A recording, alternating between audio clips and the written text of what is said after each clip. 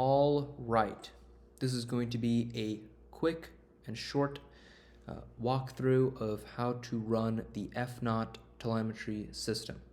Now, I'm not going to go into a lot of detail of how the code works or why I made certain design decisions.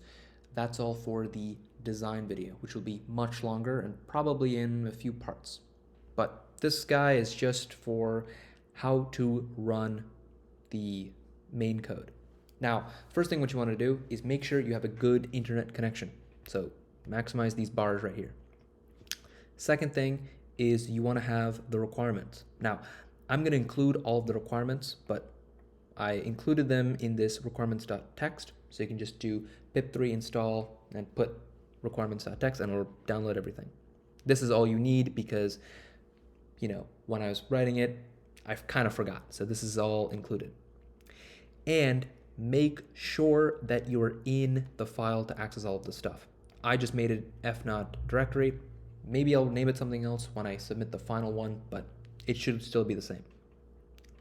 The only file you need to pull up in VS Code to make this thing run is the fnot.py. All the other ones you'll see here, don't worry about that.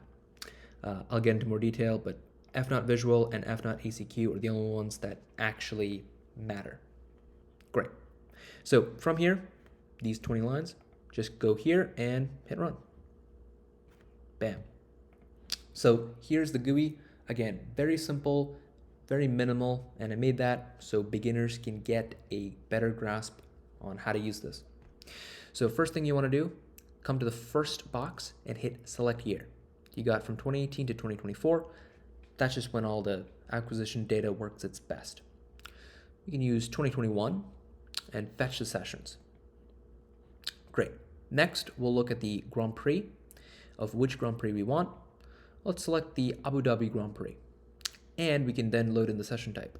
Let's do FP1 for right now. And we can load in the data. Great. So it loaded pretty fast for me, but that's already because I've tested this. On your end, it might take an extra 30 seconds, but that's because it's just downloading locally and it'll populate. But don't worry, it should still work. So you can see all of this. Same thing happens even if you put FP3. You can see the date and time change. And now you can see the qualifying data. So you can see how qualifying is a little different. And even the race. And I included a template to see how it works and exactly all of the driver information. So it's just at a glance, boom, boom, boom, boom, boom. Great. So once you have all of that, you can even visualize the track by hitting that button. And great, now you can have the track. You can see exactly the corners that the drivers are taking. And when you're watching this on the TV, the commentators will frequently remark the corners because that's kind of the important markers of the track. So you can kind of look down here and see which one is which. If you wanted to select like a different track, let's say you wanted to do, let's pick a good one. Let's take the Monaco Grand Prix, and you want to visualize the Monaco Grand Prix just out of curiosity's sake. It deletes the old GUI and has the new figure pop up. So that's just how it is. In this guy right here, this is all the regulation data, and that just populates car spec, tires, race procedure, scoring, flags, and penalties. This stuff really doesn't even change, so I kind of just hard-coded.